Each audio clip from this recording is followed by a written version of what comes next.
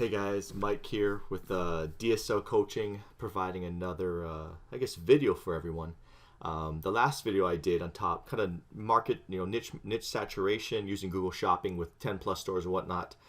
People seem to love, they got a lot of value out of, and so I actually wanted to kind of share the second part of that today. All right, and so if you guys haven't seen that video, go back and watch that kind of niche selection using the 10 plus stores or less. For about 80% of the first page to kind of gauge how saturated your market is for the niche that you're trying to get into. From there, this is the next step and really the last step that I like to do for really like my top 5 to 10 niches maybe, usually more like top 3 to 6. And what this does is I like to look at two very specific things. I guess the two biggest complaints I've seen in my 4 or 5 years doing DSL, however long it's been now, has been people not having enough search volume behind their ideas, or people not being able to afford the cost per click and not getting enough traffic towards their ideas, right? And so with those two things in mind, what I have started to do, and I really like the results that I've been getting from it for the past couple of years, is I like to do in-depth keyword research reports, all right? And so as I show it here, this is on Fiverr. This is the guy I currently use. There's one or two guys I use. I'm not sure where this guy's from. He's from UK or Greece. He's from Greece right here. As you can see, one niche for $5, 3 niche for $10. There's a premium one that some people can. That's basically a 24-hour turnaround time. What I like about this is this person's software does 4 really cool things. All right, and it helps, I guess, get some numbers for your top ideas before you move too far forward, right? So instead of spending kind of like 2 months banging your head against a wall, wondering why a niche may not be working, it could be one of these 4 things, all right? And so the very first thing that this person's software does, the first cool thing that it does, is it gives you just give it a main keyword, right, for your niche. So let's say portable ice makers, right? Let's say that's the keyword we want to do. You give this person that keyword, their software will pull 500 to 5,000 keywords, all related to just portable ice makers that have been searched on Google. All right, that's pretty cool. That it gives you this huge in-depth keyword list right off the bat. The second cool thing that it does, which is probably the most important thing that I like to look at, second most important thing probably, is it gives you the search volume. I believe rounded to the nearest 100 for every single keyword on this list individually from the last 30 days. Just in your target country and just on Google. So if you want to target the United States, if you want to target Canada, if you want to target the UK, if you want to target Australia, you can target just that country and not get global searches, right? The reason I find that so valuable is global searches with dropshipping, significant majority of you, I'd say 99% of you, are not going to ship internationally.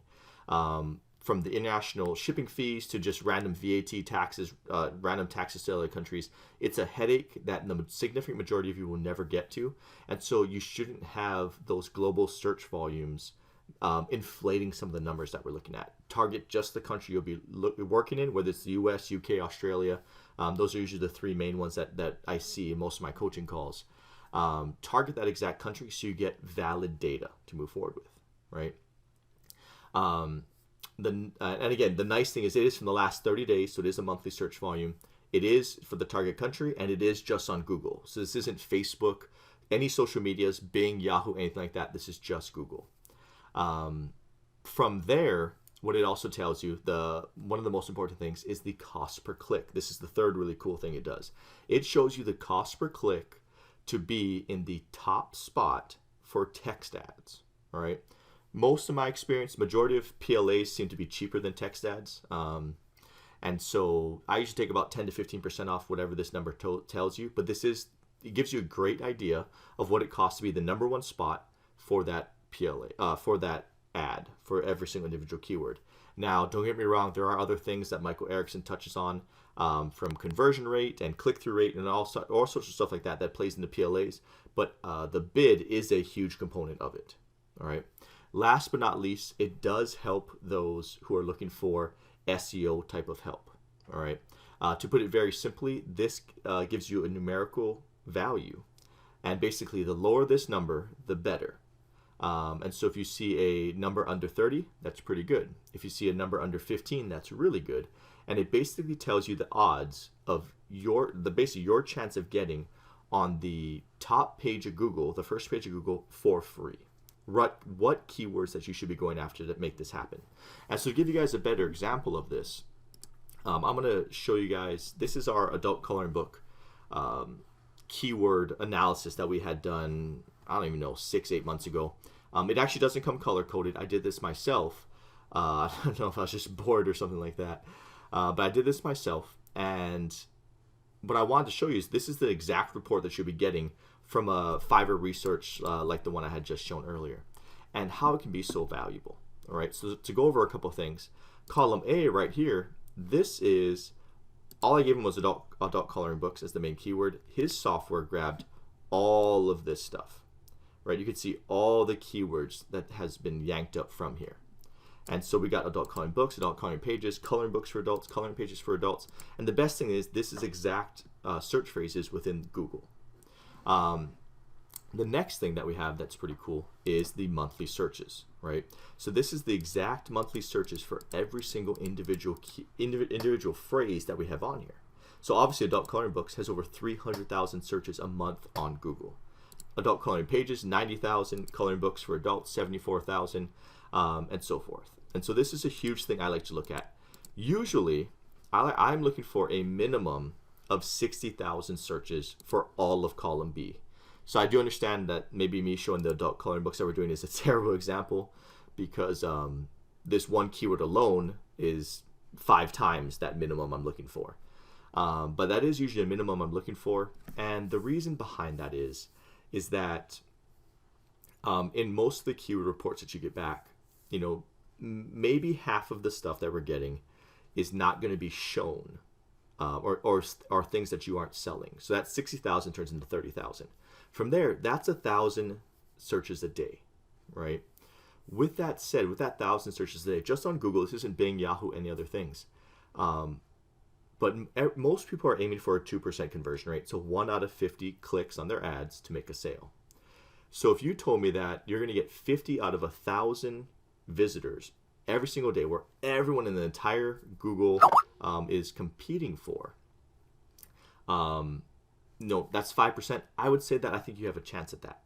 Now, if you're trying to tell me that you're trying to get 50 out of 100 visitors, and you're going to beat Lowe's and Walmart and Home Depot and Best Buy and whoever else, and you're going to get 50% of the market, I think that's highly unrealistic, right? And so that's why I do have a little bit higher of a monthly search volume.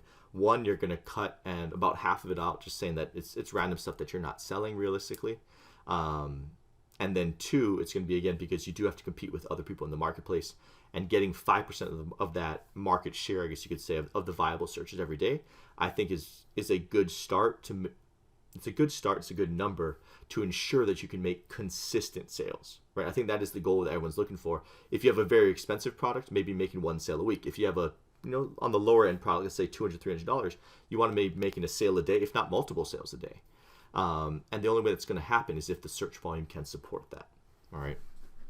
Next up, I do have the cost per click that I like to look at. See, this is telling you the individual cost per click to get to the top spot for the text ads. Again, you can take away 10 to 15% for PLAs, and keep in mind, bidding for the 8th spot versus number 1 spot, there is a difference, but this gives you a great ballpark figure to get started on. And this is something where I see a lot of people struggle with on their niches to start, where they're like, I don't understand. I'm spending $1.50 a click. Why am I not getting more traffic? When maybe their competitors are spending $7 a click, right?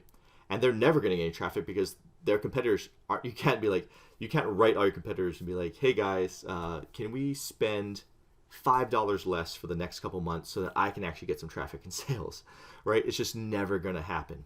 And so with that in mind, if you had known up front that it was going to be $7 a click, you never would have gotten to that niche to start with, or very few people would have, and have the money and funding to back that sort of venture right off the bat. And so this is what I consider as one of the most valuable aspects of these reports, is knowing this up front. Last but not least is column C. This is basically an average 1 to 10 of all the first sites ranked on page 1 of Google. Again, anything in green is usually pretty good. Anything in yellow I consider pretty easy.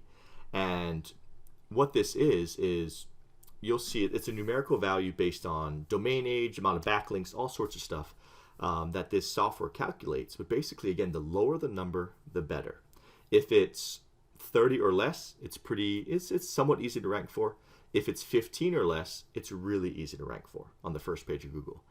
With limited SEO knowledge, put in the keywords in product titles, H1 headings, alt tags, stuff like that. Backlinks aren't even usually sometimes necessary for, especially the ones in single digits. And so this is something that usually you can apply to your site down the road once you actually launch. I usually use it on most of my best sellers, to be honest. And it's been a great way to get organic traffic and whatnot.